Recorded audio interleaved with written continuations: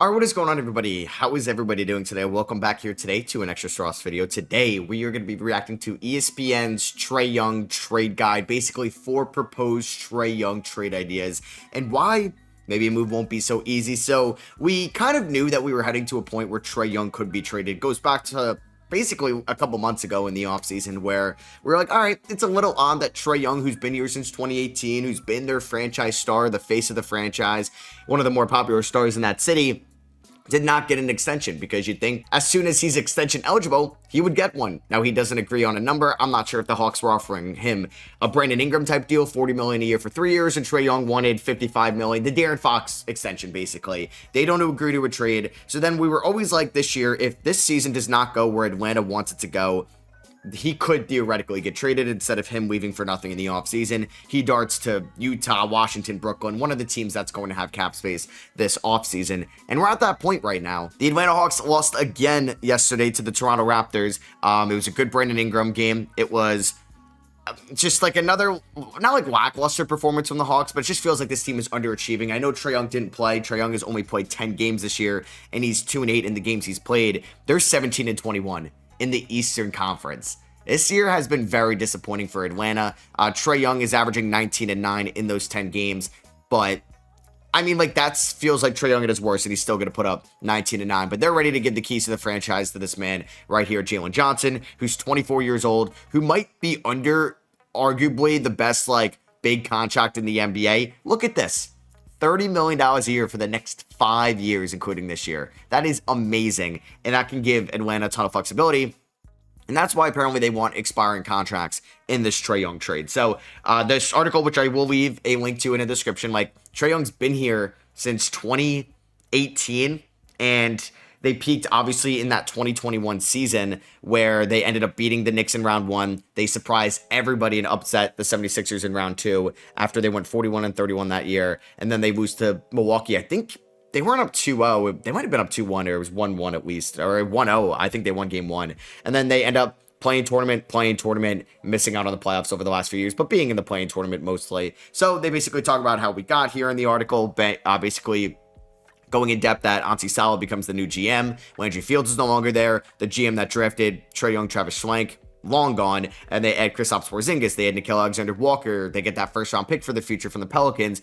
And I don't have short-term memory. Like, it was a few months ago, we were all raving about the Atlanta Hawks and the Orlando Magic. Like, those were the 2 big offseason winners, and the Houston Rockets. Like, those 3 teams we were all talking about, and we thought Atlanta could take a leap this year. Dyson Daniels coming off an all-defensive first team and a most improved player season. Reece Shea, year number 2. Maybe Mohamed Gay breakout, a Vic Krejci breakout, which we're kind of getting. Kristaps in the mix. Trae Young contract year. I just thought maybe Quinn Snyder could be the guy. They might fire Quinn Snyder at the end of the year at this rate, the way they're playing. So what I guess throws a wrinkle into this deal, which I don't think Brandon Ingram didn't have this, because I've compared the Trae Young situation of Brandon Ingram and Pascal Siakam a ton. I believe both of Siakam and Ingram were unrestricted free agents at the end of the year. OG Anunoby he had a player option, but it was $18 million. He was obviously opting out of it. But he's owed $46 million this year, and he's owed $49 million next year, which could definitely result in, I don't know, like a little bit of risk. Like, I don't know if a team trading for him is looking to have him opt out. I don't know. So let's get into these. And a very popular one that came out yesterday when Shams reported this, Mark Stein, of his newsletter, reported that the Washington Wizards would be interested. Now, I don't have sources throughout the NBA, but I did bring up the Wizards multiple times over the last few weeks as a Trae Young team. I did a rebuild a month ago. I tweeted out a photo that somebody shared. Trae Young's in the thumbnail. I made 15 trade ideas to kind of like shake up the NBA that could make sense. Last Saturday, I had a Trae Young trade idea. Now, mine was a little bit different than this. I believe it was Trae Young for Middleton, Bub, and the Thunder first this year, which is not, which is going to be picking at number 30, most likely, 29, 28, around that 3-pick range. So this one is Trae Young and Washington getting a second out of this in 2031. Not sure why that's thrown in there, but okay. Atlanta gets Malachi Branham, a former first-round pick that hasn't really done too much as of late, I would say. AJ Johnson, former first-round pick, hasn't done too much as of late. CJ McCollum's matching salary and expiring salary, and you get the 28th overall pick. like, this could be what Trae Young goes for, but man, this feels low. This feels so low. Like, I think I'd rather just Trae Young walk for nothing. I don't know. I don't know. Like, AJ Johnson, are you going to pick up that fourth-year option? I don't. Maybe in Atlanta you will. Branham, I believe Malachi Branham. I just want to double check, but I mean, he was a first-round pick in the 2022 draft. He gets traded this offseason in the Kelly Olynyk trade. And he's a restricted free agent at the end of the year since he was in the 2022 class. I mean, maybe you take a flyer on him. He could still be a fine player in this league. And you get McCollum, who's still a good player. McCollum's been actually a solid Wizard this year. Or at least as of late, I should say. I mean, are you excited about him being solid? Maybe because of trade value, but you want to see the other guys cook and the young guys. But he could be a good player. I was excited about the idea of Trae Young on the, CJ McCollum on the buyout market. Because him going to Atlanta is just like, sure. But imagine like CJ McCollum is able to go to like Boston. That'd be fun. Detroit, they could use another offensive weapon. I don't know about the Knicks. The Raptors could be fun. The Sixers could be fun. The Magic would be fun. The Heat would be fun. OKC could always use some shooting. San Antonio could always use some shooting. The Lakers, the Nuggets, the Rockets could use some shooting. Timberwolves, the opportunities are endless for CJ McCollum on the buyout market. I still hope, like, even if he gets traded, we still get a CJ McCollum buyout market because I think he would be an interesting player on a contending roster.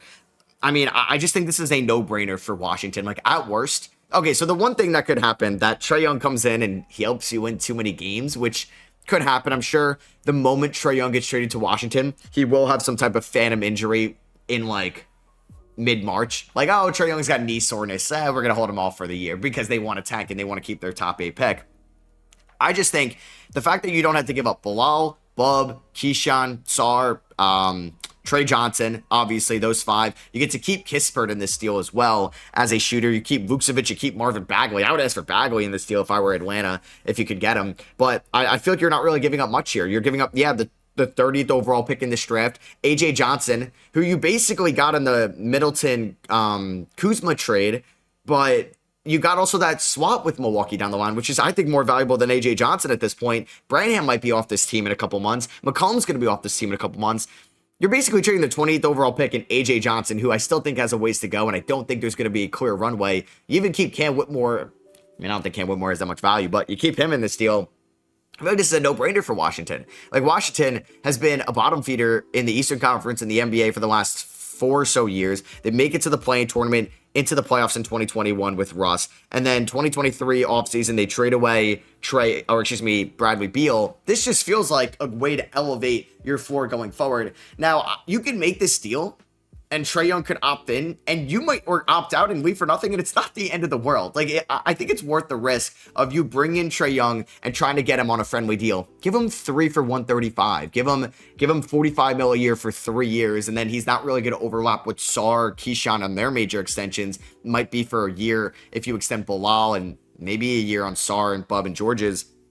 But you can live with that because you're not really paying anybody else. And if, hey, this 3-year experiment does not work out, you get out of it. I don't think Trae Young is falling off the face of the earth over the next 3 years because he's like, watching him this year, like, he's not diving for loose balls. He's not a great defender. And I don't think you're bringing him to Washington to be a good defender. One, you hope this remotivates Trae Young, right? You hope this lights a fire under him. Maybe like Luka Doncic-esque, like LA. I don't know. But he's 27 years old. You sign him till his like 31 season. I'm living with that 100%. And he can make your guys so much better. You just have like I don't know if I want to use the word grown up, but just somebody that's been there and a floor general and this pure passing point guard that could just get everybody involved, that exactly knows how to run specific offenses. I don't know if Brian Keefe would be the guy for Trae Young. I'd assume it wouldn't be. I just think this is a no-brainer for Washington. If I'm Atlanta, I mean, if there's nothing else out there, sure. I'll get another first-round pick in a good draft. I'll take a flyer on AJ Johnson, and maybe I can reroute McCollum somewhere else. So the next one, we have 2 Wizards ones, okay. So this one is the Wizards getting Trae Young in a second. The Hawks are getting Branham, Devin Carter, AJ Johnson, Malik Monk, Sarge in that first-rounder, and the Kings get McCollum. So you're essentially trading CJ McCollum to the Kings for Monk, Sarge, and Devin Carter. I'd probably do that. Yeah. I mean, I'd rather do that trade if I'm Atlanta. Now, I think like Malik Monk can be a resurgence a little bit on a different team. Malik Monk a couple years ago, I thought should have won 6 Man of the Year. No disrespect to Nas Reed, but I thought in 2024 he should have won that last year. all things considered, like De'Aaron Fox get traded. This team doesn't have a point guard. I thought he stepped in like just fine. He wasn't great, but I thought he handled his own and kind of playing a new role under Doug Christie, who I think we're learning is maybe not the greatest coach in the world, or at least for the Sacramento Kings. And you get, I mean, Dario Saric, you got to eat into that a little bit, but I think Saric is a free agent at the end of the year now. I mean, Saric is 31. I mean, I don't want to have Saric play for my basketball team in the year 2026.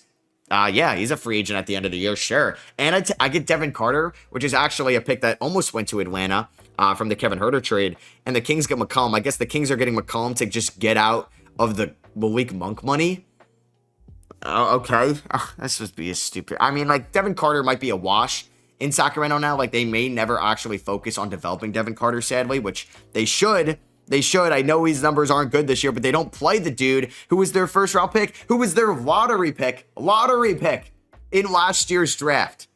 It infuriates me, but we have to sign Russell Westbrook and Dennis Schroeder. I don't mind the Schroeder one or Russ one, but both is asinine. Sorry, I don't need to get upset about the Kings right now. But I would do this if I were Atlanta, if you can rope in Sacramento of doing something stupid, which Vivek probably would. Same thing with the Wizards here. I mean, I'm not doing this if I'm Sacramento, but I don't even know what Sacramento's trying to do at this point. So next up, we have a Milwaukee Bucks one, which this one is Kuzma, Portis, Gary Harris, and a 2031 first. Now, why do they have to throw in a 2031 first instead of like a swap on a swap or something? I mean, I wonder if you got to throw in the 31 first because Atlanta wants expiring money and Kuzma's making $22 million next year. Portis is making $13 million. Gary Harris is off the books basically next year. But this would be hilarious too, because imagine you didn't have to do that if you had the Chris Middleton expiring still, but no, you didn't. And you traded away already a first round pick down the line, a first round swap down the line to get Kuzma and AJ Johnson in that deal as well to go to Washington. And you got an out included first round pick a year later. I think getting Trae Young is not the worst decision for Milwaukee, because I think Trae Young and Ryan Rollins and AJ Green and Miles Turner around Giannis can work in a way. I like AJ Green and Ryan Rollins' defense. I obviously like Miles Turner and Giannis' defense. Can those four offset the bad defense of Trae Young? Maybe. I think it elevates your ceiling and maybe even elevates your floor a little bit. You're not losing sleep over Gary Harris. Bobby Portis and Kuzma, you could lose sleep a little bit over. It's the 2031 first round pick, which is the thing that would hold me up. I would have to throw a top 3 protection on this. 100%. And I think they would do that if a top 3 protection. I just wonder if like Atlanta would prefer Kuzma, who's under contract next year, who just would be another wing in like that system with like Reese Shea and Johnson and Krejci going forward. Like Kuzma's not a bad player. He's not a good player. And he's making $20 million next year. Yeah, 20 million, 20.3. And then you get Bobby Portis. Like if you could reroute one of these guys, like get Sacramento to take on Kuzma. Like Portis is not a bad player. And he gives a little bit of energy and intensity that you can use. It's just like, do you want to pay him 14.5 next year and 15.5 in 2028 when he'll be almost 33 years old? I mean, he's actually knocking down the 3-ball. Not terribly this year. I'm just not a big fan of Bobby Portis' defense. Yeah, I mean, his 3-point shot has actually been 47% from 3 on 4 attempts a night. The league is too easy. We got to make the basketball bigger or the hoop smaller. But yeah, I like the idea of Trae Young in Milwaukee if that can make Giannis stay. But now you have a chance that Trae Young could leave this offseason. Giannis can leave next offseason. That's too much risk for me in Milwaukee, I think. Like, this is cute and all, and it's fun in theory. I'd rather just trade Giannis at that rate than go after that. So the last one here is Trae Young going to Portland for Jeremy Grant, Robert Williams, going to Atlanta. And funny enough, I tweeted this out yesterday. I was like, Trae Young teams that make some sense, right? I did the make sense tier, Wizards and Nets. I did the desperation tier, old and Giannis situation tier. Fun in theory, like these teams could use an upgrade at point guard, or Dallas could get younger at point guard, but probably not going to happen. I had the Vivek tier of the Pelicans, Bulls, and Kings, and then no shot. There's like a Ja or LaMelo for Trae Young trade. So I didn't mention Portland, but AP Hoops did, and I thought that was a good shout that I should have mentioned them as well, because their point guard situation has been an absolute mess this year, and that's why Portland has been underachieving for somewhat, just because of the injury to Drew. You were never getting any production at a Dame, although I did think about an idea that the Trailblazers, when I watch them, they suck at late game free throws. I just don't. They need to be locked in the gym Can we activate Damian Lillard, wheel him out on the court? He can probably walk by now. Walk him out on the court, take the free throws because he's a great free throw shooter, and then get him off the court. And that's all his role is this year. Would be funny. But this team obviously is feeling the loss of right now Scoot, the uncertainty of Scoot. I mean, that hamstring is completely like torn off. Who knows when he's going to debut? It's probably not going to happen until, I was about to say the new year. Jeez, we're in the new year. He might not even play till February, which is brutal. This is year 3 under the number 3 overall pick. We have Drew Holiday, who was looking so good in Portland, but he unfortunately got hurt with a calf injury, which are scary. And Drew is also 35 years old. He hasn't played since November 14th. So you look to get Trae Young, who can help you out this year. You do own your first round pick this year, so it's not like the end of the world. Jeremy Grant and Robert Williams go to Atlanta. So I think this might make them technically worse right now because you're losing a good backup center, and I don't know if I trust Young Hansen right now, or Hansen Yang, sorry, as a backup center. You keep Dwight Reith, I guess, in this. But yeah, you get worse, I think. And then you get worse on the perimeter with Jeremy Grant, who's also been out as of late with, I believe, Achilles soreness, which is also just like scary. I just don't want to deal with that whatsoever. But Grant was playing phenomenal this year, and is it Achilles? Yeah, it is Achilles soreness, which I just don't want to deal with. But this contract, $34 million next year, $36 million in 2 years. The way he's playing, though, if this becomes tradable, I would get off it right now. But he's been good. So you're losing wing size, wing versatility, and big man help, which I don't know if they need another guard. Because then I'm thinking about, how does Trae Young, Scoot Henderson, Damian Lillard, and Drew Holiday work next year? I mean, it's a lot of talent. Oh, man, Scoot stays could be numbered. Scoot stays could be numbered. I don't think you're getting Scoot and Jeremy Grant for Trae Young now. You'd have to throw in probably something else. Maybe. Or if you're Atlanta, would have to throw in something else. I mean, I don't hate this for Portland. I don't, because I think I prefer Trae Young over Jeremy Grant, although Trae Young might be like 10 to 15 million more. It's just because I'm nervous how Dame is going to look next year. I'm worried about Drew's age, and I have no idea if Scoot's going to be a good player. And you have good wings. You have Shaedon Sharpe, who's looked good for the most part this year, but still has his flaws. You have Denny, who's been unreal this year. Donovan Clingan looks like your center for the future. You have Tamani Kamara as well. You're getting sprinkled outings of City Sissoko, Ryan Rupert, and Caleb Love, who've been fine for you. I like this trade for them. I think I like this more.